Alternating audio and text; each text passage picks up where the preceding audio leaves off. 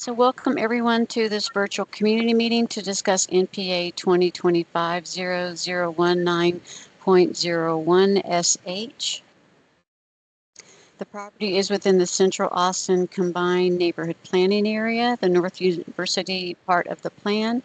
Mark Walters will be the meeting facilitator tonight. My name is Maureen Meredith. I am the Plan Amendment Case Manager. Jonathan Tomko is the zoning case manager, and this is our contact information. The agenda tonight, I'll go over basic case information, guidelines for group discussion, how to participate in the process, why is there a plan amendment application, what is a future land use map, also called a FLUM. After my presentation, the applicants will do a presentation and then we will go into the Q&A session of the meeting.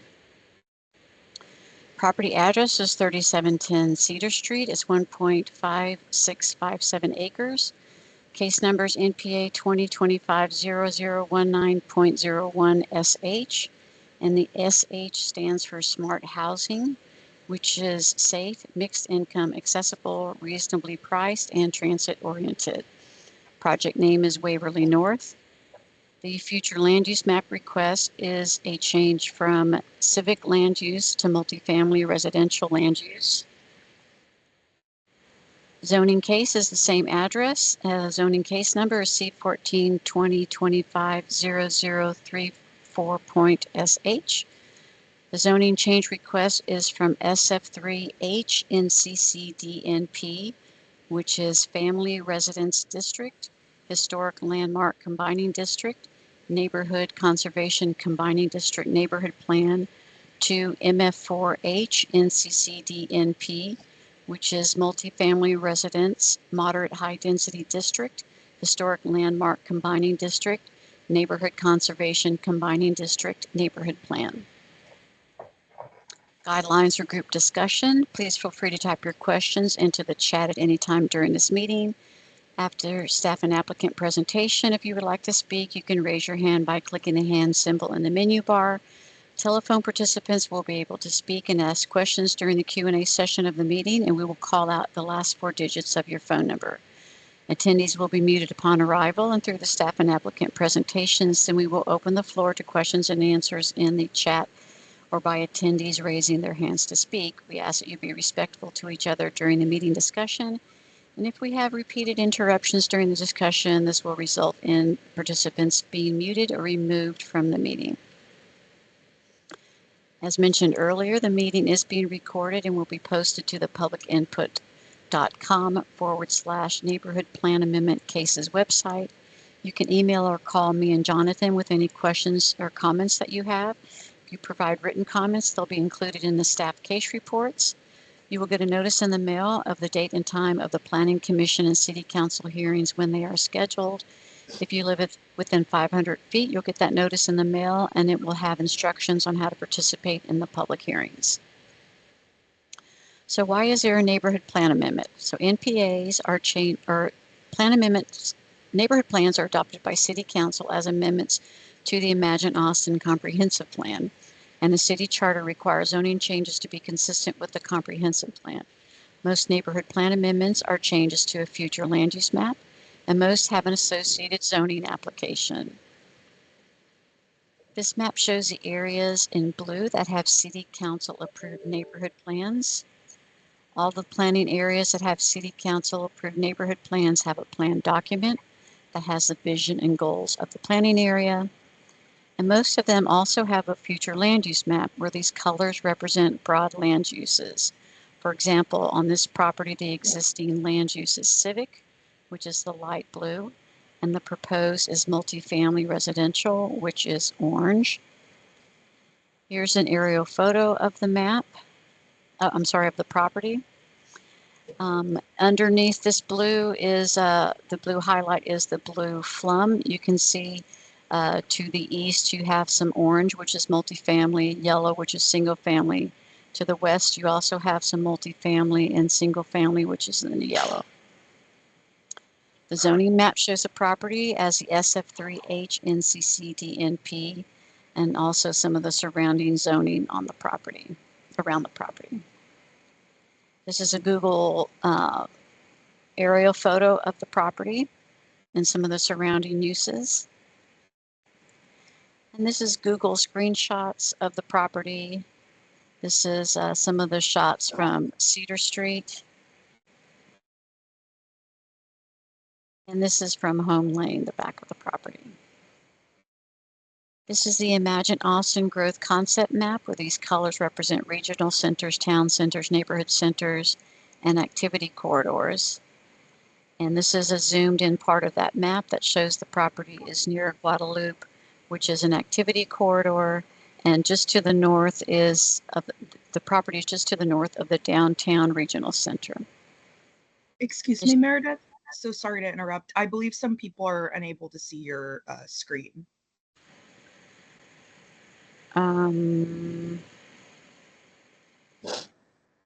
Mark, are you able to see it? I can see it. All I can say is try logging off and logging back on. We can pause for a few moments while people do that so they don't miss anything. If that's okay with everybody, give people a chance. Because sometimes it happens, sometimes it just happens.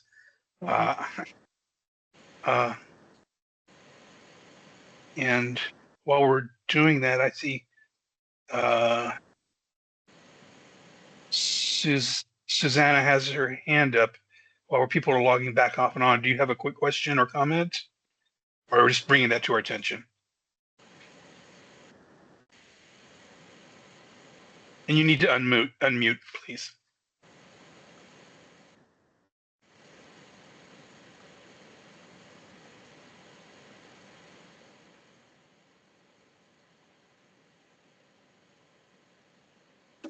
Susanna, you're muted. Did you want to say something?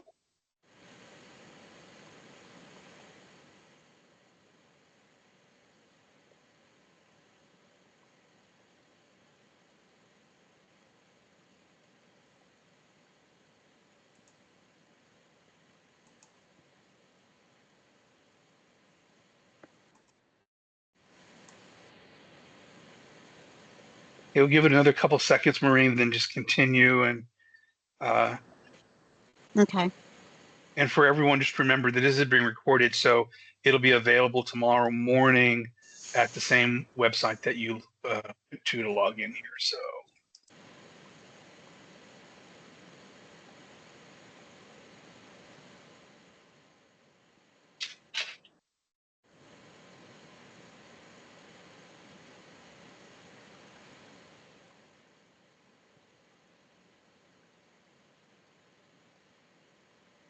Should I continue, Mark? Yeah, go ahead and continue. Put your. Okay. So this map shows the property in proximity to public transportation.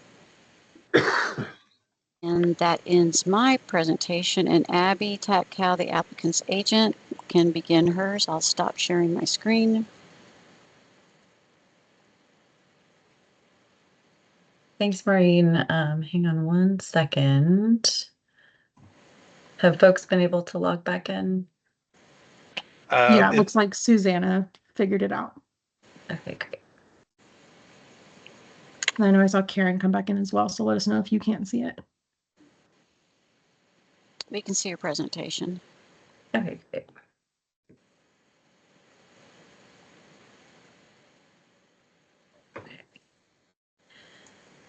Well, we certainly recognize a handful of y'all, so thank you for coming back for more. And for a few of you, this will be a little bit repetitive, but I think we're excited to get to share some new information with you that we think has integrated some of the feedback that we've received over the last month or two.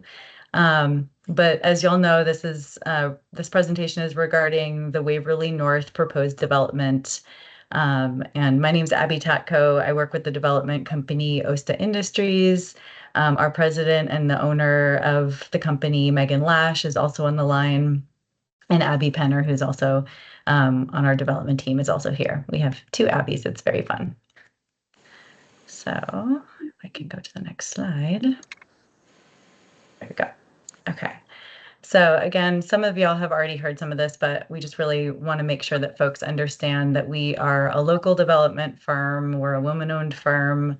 The tax credit program that we utilize to bring our developments to fruition encourages and really requires long-term ownership of these properties, which is something that we take very seriously. We want folks to understand that when we're proposing a development in your neighborhood, we are proposing to be your neighbor, and we're really excited about the opportunity to be able to build something in North University. And we know 15 years, may not be a super long time for folks who have lived here for, I think on our last call, somebody said 30 to 50, if I'm remembering correctly, which is incredible, and what an amazing neighborhood to have an opportunity to be a part of.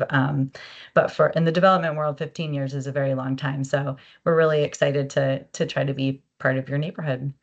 And just a couple other things to note, we prioritize green building practices at all of our developments, as well as having on-site staff. So all of our properties have at least 2 full-time staff members on site to ensure lease compliance and to ensure that our properties are up to code and all that good stuff. Here's a look at the development timeline, which I'm sure many of y'all are familiar with at this point. Just to recap that on February 13th, City Council voted unanimously to approve a resolution of support that we included in our application to the Texas Department of Housing and Community Affairs. And so that was all submitted at the end of February to TDHCA, and we're in a little bit of a holding pattern at this moment, but we get to have exciting community engagement and really work through some of the nuances of our plans, which I know initially when we had reached out, there was just some questions about how, thought out some of the plans were, and that's just because we were at pretty preliminary stages with some of those plans. So at this point, we're still working through some of those details. Right now, we're having a lot of community engagement with folks. Next week, we actually have our first meeting with the Historic Landmark Commission. It's their Architectural Review Committee meeting.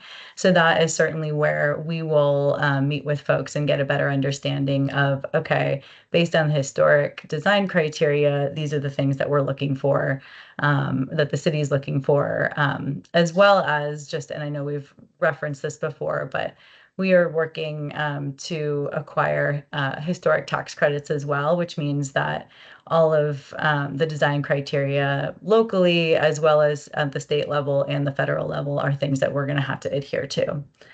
But as far as next steps, the next steps would be for this process to go through the Planning Commission and ultimately to Council for our rezoning process to carry forward.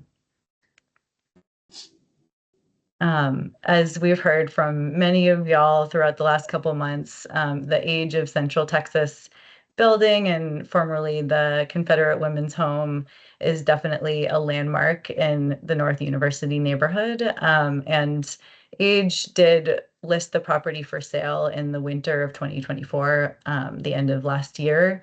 And that was how we were notified that the property was available for purchase. So our plans, and we recognize that there were, different pieces of information that were being shared in the last couple of months, but we just want to make it very clear that our intention is to preserve the existing historic structures that are on the site and construct a new building, but we are very much interested in preserving the historic piece of this property. Our goal is to have 76 units on the site, and that is something that we've submitted to the state. So I know that there's questions around the number of units and how we arrived at that number. And that's something that we can certainly share more information about, but that is something that was based on state criteria. And the last thing I just want to share on this slide is while we recognize that the North University NCCD and neighborhood plans are very important guiding documents. The Affordability Unlocked is the program that we are also utilizing that allows us to adhere to some additional development criteria. So this is just a really fun picture, view of the site that we wanted to share, and just to kind of give you this aerial bird's eye view of the site. And as we referenced, so it is our knowledge at this point that in time that the buildings on the north side of the site are considered historic. And so those would be the buildings that we're intending to preserve unless we learn otherwise. And then the building on that was built in the 1970s on the southern portion of the site, that is the building that would be intended to be demolished and replaced with another building that would, not necessarily directly mimic the existing building, but it would have to adhere to those design criteria per National Park Service and per local and state historic standards. So I don't want to spend too much time on these next two slides because these are the initial designs that we had presented to Nuna and some of the other folks on this call. But what I want to show is that, oh good, I don't know how I just zoomed out, but it read my mind.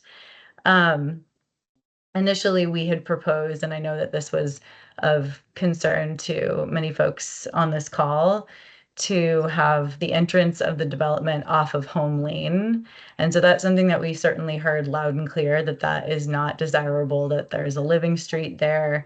And we want to make sure that we can honor that. So our new design that we would like to present to you tonight takes that into account. Additionally, we heard that limited parking on the site was a major concern. And so our new parking count at the moment is 78. And that's because we were able to raise the new construction building on a podium, and we're able to achieve putting parking spaces underneath. So this slide right here shows our new proposed site plan, which again shows no longer has an entrance off of Home and 37th. The new entrance would be off of Cedar Street. Additionally, based on feedback that we've heard from y'all and from a great call from Tracy yesterday, we know that sidewalks and just safety on Home Lane are paramount. And so we're certainly going to be looking into putting sidewalks along that street. We'll just have to adhere to the traffic requirements, but that's something that we think that we'll be able to achieve. Additionally, I know that folks wanted to make sure that we could honor the setback that exists for the existing historic building, and that is something that is required throughout the site. So that's something that we'll have to also achieve. We'll be utilizing a 25-foot setback for the new construction building as well. Green space is something that is very important to us and we love to have at our developments as well. Fortunately, when you add parking to the mix, those are kind of can be two conflicting priorities, but our goal is to have as much green space on the site as possible. And so right now we're thinking, especially with how we've been able to sort of move dumpsters and entryways on the site at this point, primarily the green space will be, on the exterior of the site, which will be visible to the neighbors. And then lastly, as I had already mentioned, we will absolutely need to adhere to very strict design criteria that is stipulated by both the Historic Landmark Commission on a local level, but also the state and National Park Service on a larger level. So those are design criteria is definitely something that we have a lot of opinions on internally, but we recognize that with our historic projects that some of that's taken a little bit out of our hands, but to the benefit of this scenario, we will be excited to sort of replicate some of the iconic features of the existing building. And the next handful of slides are, we were excited yesterday to hear from Tracy that some of y'all had taken an opportunity to peruse our website and take a look at some of the buildings, the historic adaptive reuse projects that we have already completed. And so we wanted to just make sure that everybody had an opportunity to see those. This is some images of Cielo Place, which is the former Riverside Baptist Church in Fort Worth. And so this is, as you can see, we were able to preserve the stained glass, and this is actually an individual's apartment. So it really makes for a beautiful community when you can preserve those historic features, and it really it creates a really cool canvas for us to also do something unique and preserve that feature in a neighborhood. So these are photos. And another thing that I'll just mention real quick is we have several communities that are in operation, none that are historic adaptive reuse in Austin. We're excited that this is our first opportunity to do that in Austin, but we're always happy to tour individuals and neighborhood groups in our existing community so that you can get a sense of what we're saying when we say that we take pride in maintaining really beautiful communities and places for people to live. This image is Alton Plaza, which is another one of our adaptive reuse buildings or communities in Longview, Texas. This slide shows we actually have two historic adaptive reuse projects that we're working on in the Fort Worth area. And these are just renderings, so they're not actual photos because we're about to hopefully start construction on those in the next 2 months.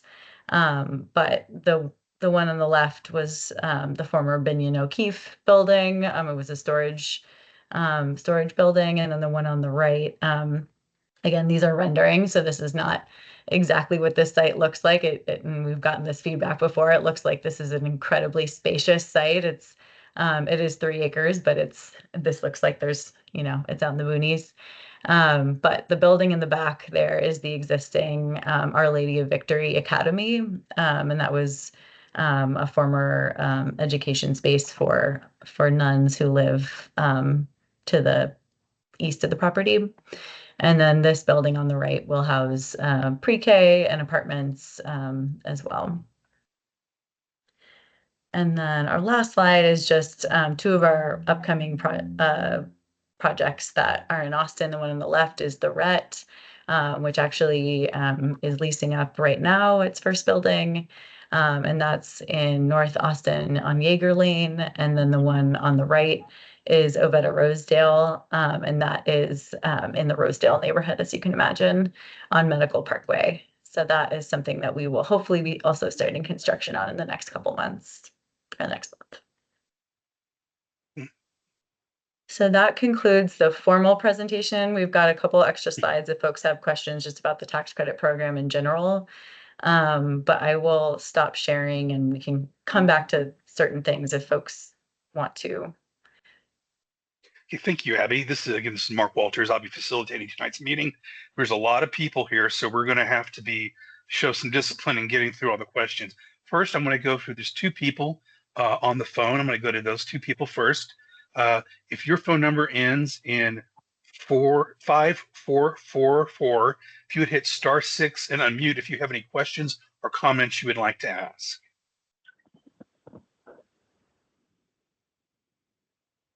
Okay. Well, wait a second. If not, there's another individual on the phone whose phone number ends in 6647. If you have any questions or you'd like to make a comment. If not, no obligation to do so.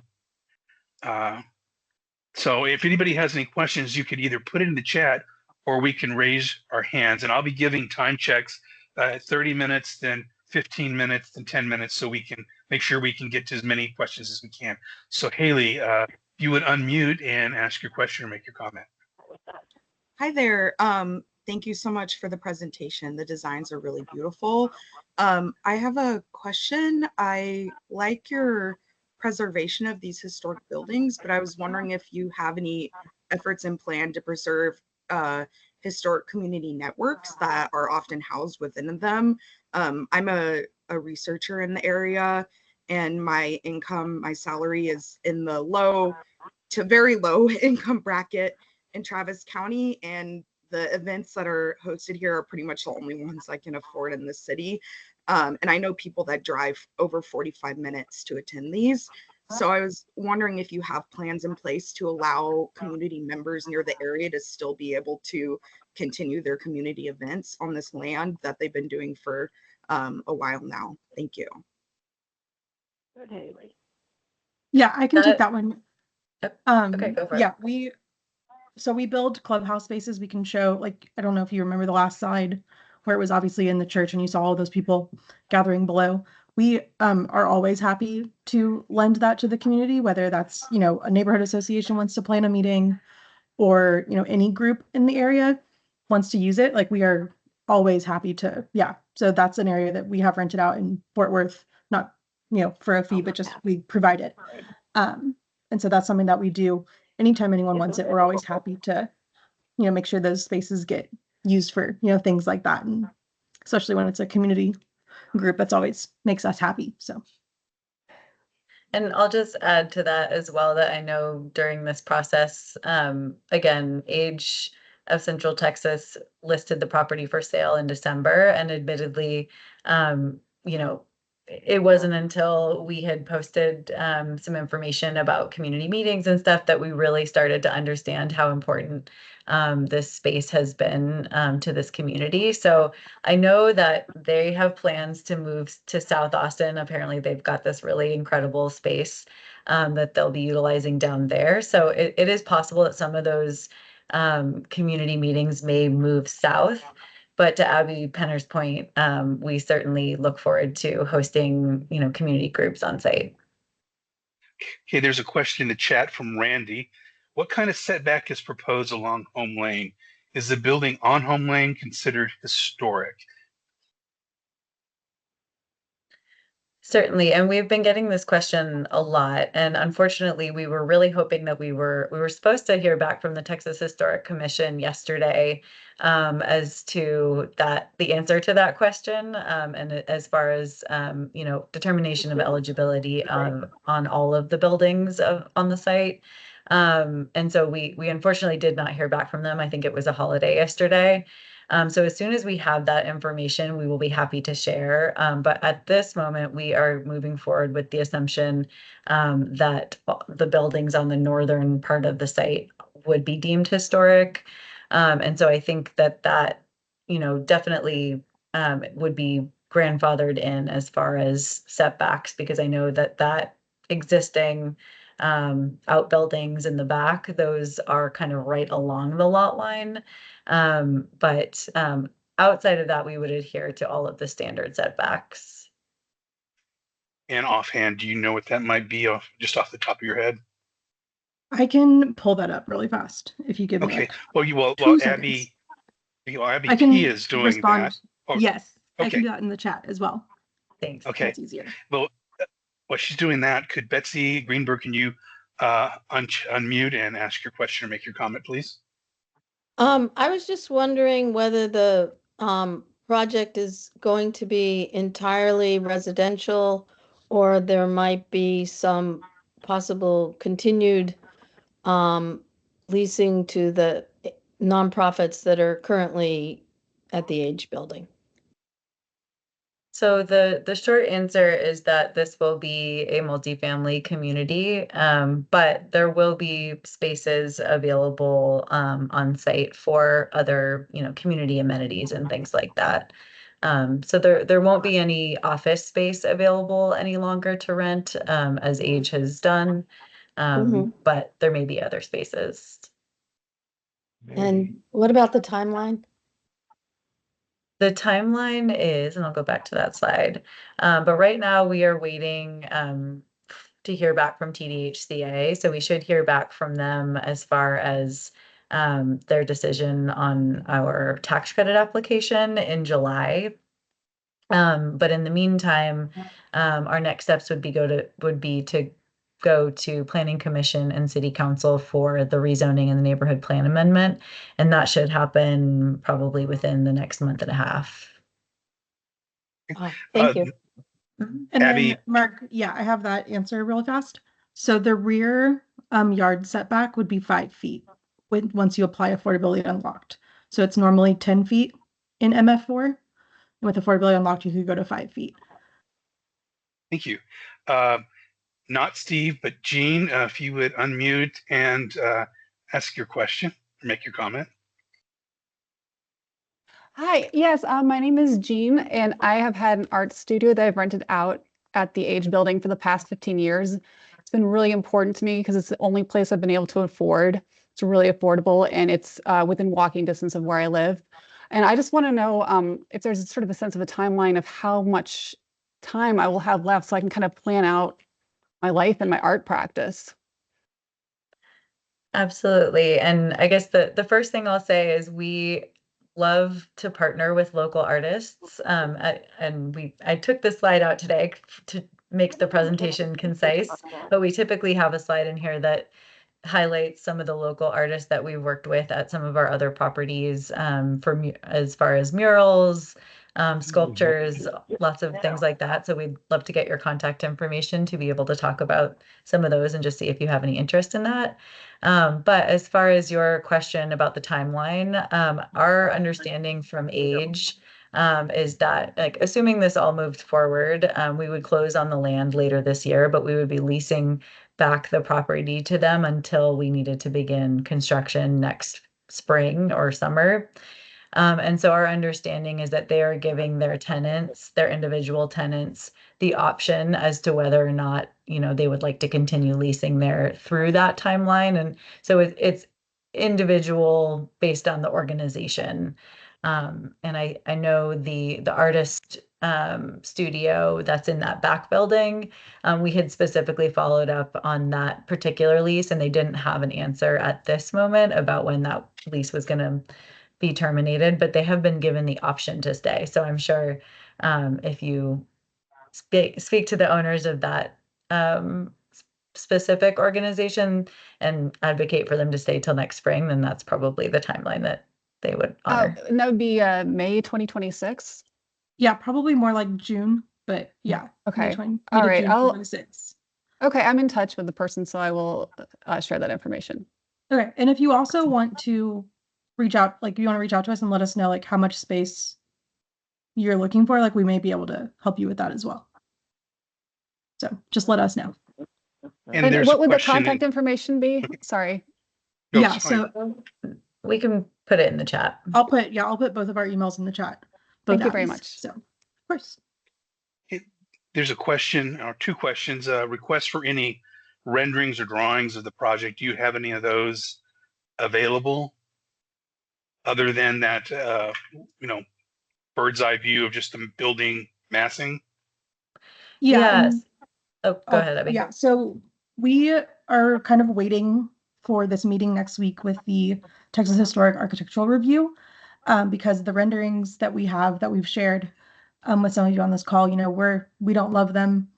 We know that y'all don't love them, and so we're kind of curious to see how we can first hear what the Historic Commission says, and then come back, because I'm sure some of y'all will be on that meeting, and then see what we can do both with the architect, with our brains, with y'all's brains, and kind of see what goes next. So we've kind of put that on hold on making any changes because we don't want to do something without the architectural reviews like input, and then we can kind of go from there. There's a question from Karen McGraw. It says, explain how the 5-foot setback and sidewalk work on Home Lane with the existing building, on the property line. Yeah, and so Abby kind of mentioned this, but if that existing building is deemed as historic, which again, we're still waiting on the answer, then it would stay where it is. We're not going to pick it up and move it 5 feet. If it comes back that building is not historic and we would end up removing it, then anything new that would be built there would be within the allowable setbacks. And this is from Randy. What is the estimate for a change in impervious cover? Do you have those types of? Yeah, I don't have that number off the top of my head. I know that we're going to be I know the maximum on MF4 is 70%. And so I would need to get my civil engineer to run what it is currently and what this plan is showing, which I'm happy to do, and we'll do that. There's another question in the chat from Barbara Gibson. You show a 3-story building over a parking area. I assume that will be effectively a 4-story structure and its effect and appearance. What is the final height of that structure? Does it comply with the, well, there is no NUNA neighborhood plan. There is the Central Austin Combined Neighborhood Plan. There's the NUNA NCCD ordinance. So those are two Right. distinctions. Yeah, so it would be a 4-story structure, 3 stories of housing over parking. And again, with the affordability unlocked ordinance, there is a height increase that we're allowed based on the amount of affordability that this would be providing. And so it would be within that. So it would be, if you kind of do like 10 feet per floor, it'd be like between like 45, I'd say about 45 feet tall. Okay, And then there is one question. section, sorry, there is one section that we have facing 35th Street right now that would stay at that 3 feet. Or that 3-story, 3 feet? sorry. 3 stories. The three story, excuse me. This is from Mike Macron. Will all of the property be for rental, or is there any contemplation of partial sales in a condominium type approach? The housing tax credit program really it nods to rental housing more so than home ownership, and so in this particular development, it would be for rental. Okay, and there's a question from Haley. I think it's directed to me. Question to me. Where might I find info on where future meetings are scheduled? Thanks. Well, this meeting is required by the Land Development Code. We're all neighborhood plan amendments, and that's why we're meeting here tonight. In the future, I imagine the meetings would be between the developer and interested community members, and you'd have to really talk to them and them talk to you to find out about that future meetings. Nice washing Yeah, your and then hands. I was going to jump in and answer Nice washing your Nicholas. hands of it. Sorry, Nicholas Wallace's question about height. So MF4 zoning comes with a 60-foot height restriction. So again, we would be below that with this proposal. But then with affordability unlocked, you can do with a type 2 development, which this one would be, it would be 1.5 times. So it could be 90 feet. But again, we're not planning on going over like 45 to 50. So that would fall underneath the MF4 restriction without any height bonuses from affordability unlocked. There's another question from Mike Macron. What percentage of the property will be for affordable housing, and how will that usage be verified? So the tax credit program has probably the most requirements around compliance of any affordable housing program. So the state, as well as the city of Austin, if we are lucky enough to get City of Austin funding, will require very strict compliance with affordability, and they basically collect all of our documentation that we utilize to confirm income of the residents there. And the answer to the first question is that 100% of the units would be income restricted. And there's Yeah, and then we would have. Alias, thank Sorry. you for answering the question. Sorry, I didn't mean to jump on you No, there. you're good.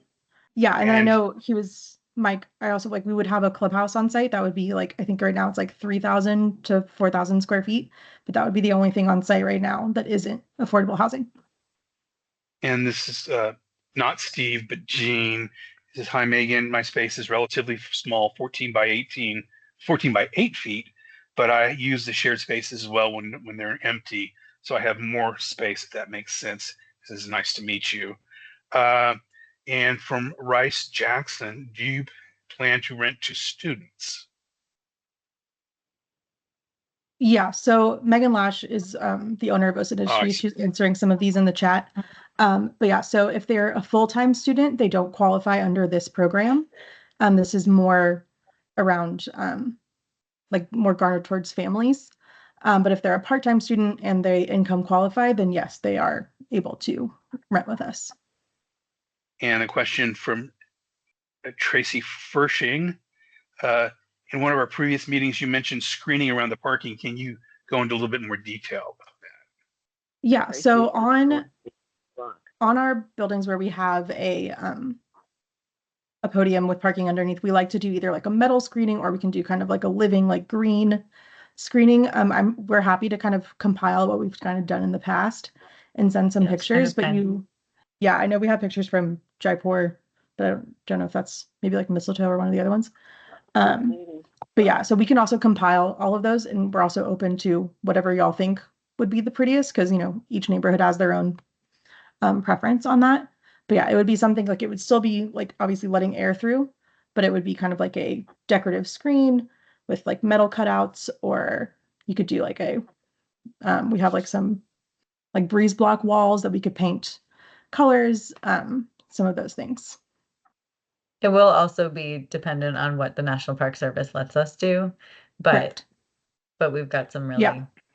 cool things that we I can would include imagine in it that. it may end up sort of mimicking the porch that is along Cedar Street, would be my guess. And this is a question for me. Is it going to be, some of you might be not familiar with this project in Denver called ARIA? Is that a similar approach to what you guys like to do, is go into like institutions or churches and then rehab those? Or it seems like that's kind of one of your niche approaches. Yeah, it's something that within the TDHCA 9% tax credit program, there is, it's a competitive program, and there are extra points for if you can find a historic structure and kind of save that building. And it's something that, we as a group really enjoy doing. It's like, it's cool. We have the patience for it and the drive for it and the creativity for it. And so it's something that, if we can do it, we enjoy doing it. There's nothing that like we do both, we do new construction and we do these. But There's a question from Pamela Bell. The North University area, where this is, has no 4-story buildings. To reduce height, can the parking be underground, one building with like a basement parking, subterranean parking? yeah, and I know, so going underground is pretty cost prohibitive. It also, with ventilation, it's obviously more complicated to do an underground parking garage with ramps. And so we can still look into it, but it would add a lot of cost to this affordable housing project. We've been in one of the basements underneath the main historic structure, and that was made of kind of like soil. Like it was not as big as the full building. It was kind of a smaller section. We can continue to look into it, but it is something that cost-wise, I can't say would probably work for this. Well, we have about 40 minutes left, and what I'm going to do now is just go down the roster if I see here and just ask questions to people who may not have had a question, but here's one in the chat, and then I'll do what I just said. So Karen McGraw asks, you are applying affordably unlocked to MEF4, but not to the NCCD, or are you disregarding the NCCD? So we're not completely disregarding the NCCD. It would still apply to this, same as like the zoning categories would still apply. But based on our conversations with some city staff, we believe that the height requirement in the NCCD would be adjusted based on affordability unlocked. So the next person I have on my list is Adam Stevens. So Adam, do you have any questions or comments you'd like to ask? Make, if you do, please unmute and ask away. Seeing none. Barbara Gibson, do you have any comments or questions you'd like to ask at this time or make at this time? Seeing them, to go to the next person, Betsy Greenberg. Betsy, do you have any additional questions or comments?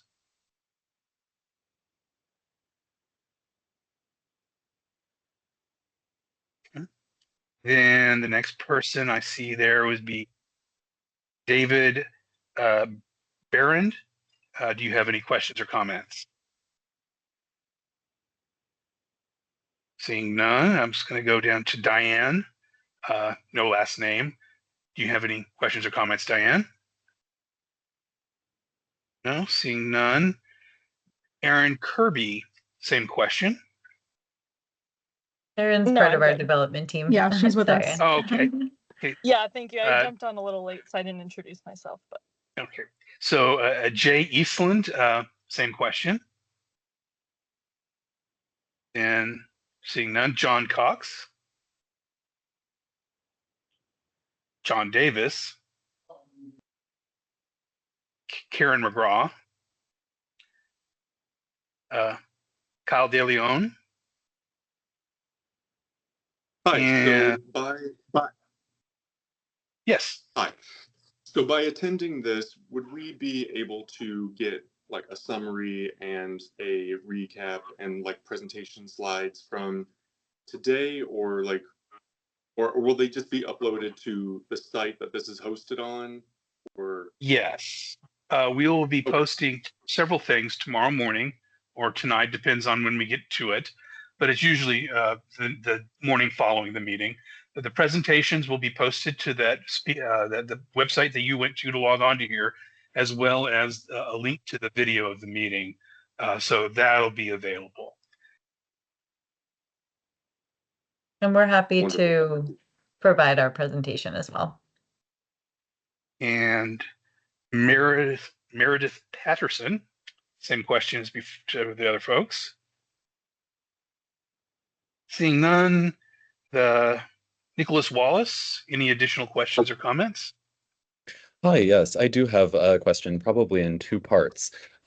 So first of all, and this is a question for OSDA, in your prior development at Marin Grove, was the use of consistent building materials, similar height for the building, slope of roof, door and window placements to the existing structure, was that a requirement of the Historic Commission there, or was that voluntarily undertaken by you?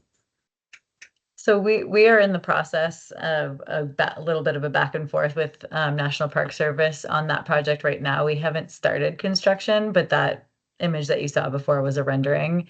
And the answer is that we are basically at the whim of National Park Service in terms of what we're able to do.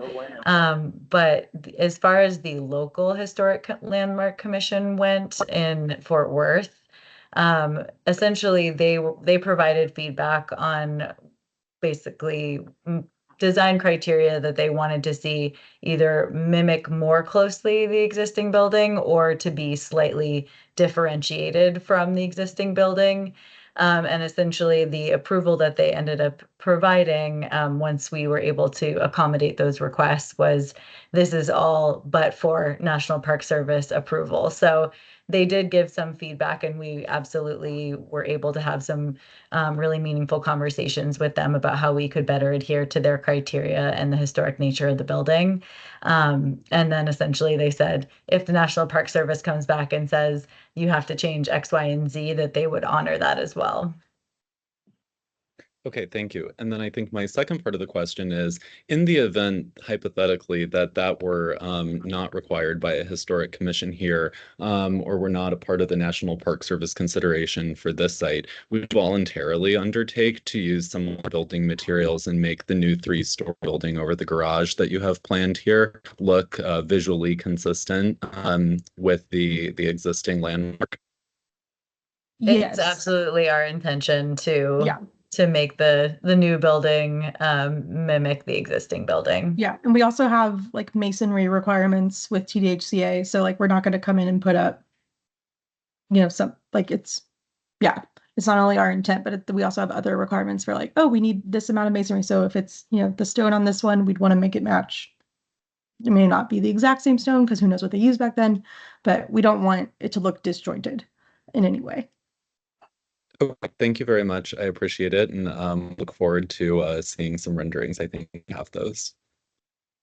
And the last person on, thank you, Nicholas. The last person on my list, and then we'll go to the comments, typed in questions, and kind of pick up where we left off, would be to Pamela Bell. Bell, do you have a comment or question you would like to ask directly, or if not, we can jump right back to the chat. Okay. This is from Hamel Bell. Neighbors have safety concerns. When will the traffic study be completed? Yeah, And and that so actually, oh, go ahead. I typed this in, but so whenever we would be submitting for a permit, like end of this year, like maybe like December 2025. And so at that point, it would go through traffic review on the city side, and they would be looking at, this is the number of trips based on, what's currently there. This would be the either increase or the change in trips based on this new proposed use. And there's a threshold where they require whether it's a full traffic study or there's like a smaller kind of traffic analysis that can be done. So those would all be required by the city during that process. I know we've talked on previous meetings about kind of looking at the change in trips from the current use to a multifamily use. And I can still, we have traffic engineers that we can reach out to that can do that quick calculation. But I wanted to be clear, it's not going to be like a full multi-page traffic study at this point. Because your proposed use doesn't trigger I think it's 1,800 daily trips. Correct. Yeah. Okay. And then with the traffic one you're talking about is a neighborhood traffic analysis or neighborhood traffic impact analysis or something. Yes. Thank you, Mark. And that was actually submitted as part of our neighborhood plan amendment application, was that we have to get confirmation or certification from the development services folks, whether that is something that we needed to do at this time. And it was calculated that we wouldn't need to at this time. From Karen McGraw, have you considered providing pedestrian-oriented uses at the ground floor required by the NCCD, Neighborhood Conservation Combining District, instead of screened garage? We would love to do that, but because we also hear the neighborhood about parking, we don't want to reduce the number of parking spaces, and we also don't want to take up more green space. So if that's a bigger priority, we're happy to look into it. But right now our focus is kind of maximizing parking and green space. Now we have John Davis has a hand up. So John, if you would unmute and ask your question or make your comment, here's your opportunity.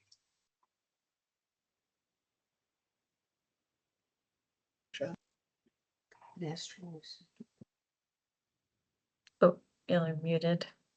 You're unmuted, John. See, there's a top right-hand corner. There's a microphone. Yeah, got it. Got it? Can you hear me now? Mm-hmm. Yes. Yes. I'm interested in speaking with the developers about what you propose as the functional use of the interior of his existing historic two-story building.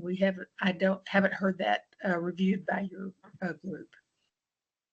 So that would be residential units. It would be apartment units. So all of the historic part of the building would be apartment units? Yes. Okay. All right. Okay. So we're right at about 30 minutes left in the scheduled meeting, but meetings don't have to expand to the time allotted for them. And if everybody's got their answers, questions and comments, we can move on. But I say that and I always triggers a question. So in the chat from Tabriz Syed, great presentation. It was helpful to see examples of your other project. Thank you for the changes you've made. And I'm looking forward to seeing the renderings. Yay for affordable housing! Exclamation point. So Nicholas has another question. So Nicholas, ask away. Yes. Oh, great. I think this is actually a comment. And so I know to put a point on this, if the developer is able to look into the excavated garage, I think we'd greatly appreciate that. It does seem like that would really help accommodate the maximum number of affordable housing units, which I think we are all aligned to being an important consideration while ensuring both residents and neighbors alike have parking or for their vehicles, and there's also green space on the site for residents to use. We can certainly provide some information on what the cost of that would be. Yeah, we can have the GC give us a quick cost, and then we can have the architect kind of figure out, because the ramping would be interesting too, to get down there on the width of the site. So we can have both of those worked out for you and send you the full group. Okay, there's no question in the chat. Let me go there. Okay, Nicholas is thanking you for your response. I'm having to switch back and forth. You're doing great. So, Maureen, if there's no more questions, again, this is going to trigger a question, but there's no more questions. Can you go through the next steps in the process and what people can expect moving forward from the city side of the process? Yes, let me pull up my screen.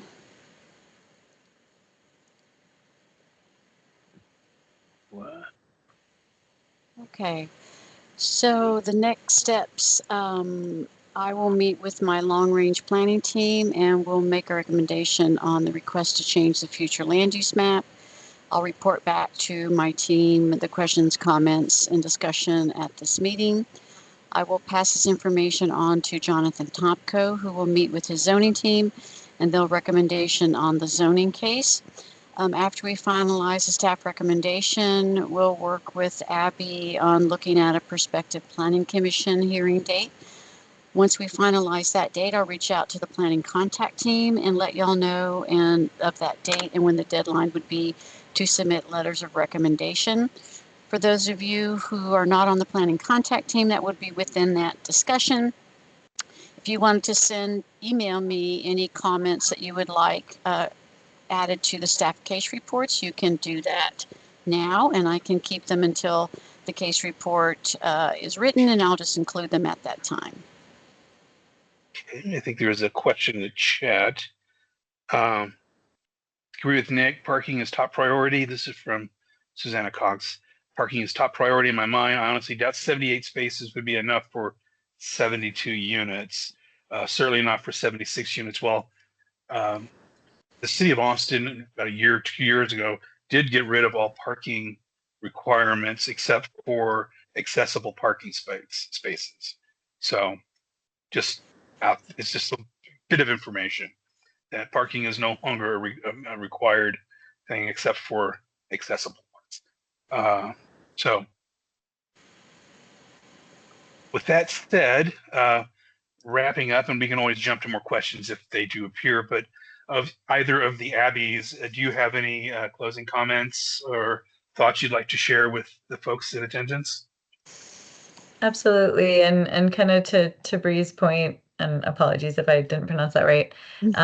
We are definitely the kind of developer. We pride ourselves on being the kind of developer that wants to make this an asset to your community and to our community. And so we are absolutely open to hosting further meetings. I know there was a request previously for this meeting to be in person. That's something that we could certainly accommodate if folks want to have meaningful conversation about how to make this work better, or just to provide insight or feedback on the site itself. So we can, I think Abby Penner already provided our contact information, but if folks would like to meet either individually one-on-one, like we had a great meeting with Tracy yesterday and we really ironed out some good details that we incorporated into even just the site plan that we presented today. So we'd be happy to meet one-on-one or as a large group, either way. Yeah, my only was to echo Abby. Oh, sorry, go ahead. No, go ahead. There's just some Okay. an Yeah, open just mic. saying, like, we're here. We're happy to have anyone. We work out of one of our developments. So we're happy to have you come to our office. We can give you a tour of that one. You have our emails, you have our phone numbers. We're happy to, hear all the ideas and work through things with y'all. So please don't hesitate to reach out. Thank you. And Maureen, do you have anything else to add before we start wrapping up? No. Okay. Well, I'd like to also thank everybody who took some time out of their lives to find out about this project. We really appreciate when people, take that time to find out more about their community. And with that, unless there's any other questions, we can end Actually, looks as if 26 minutes early.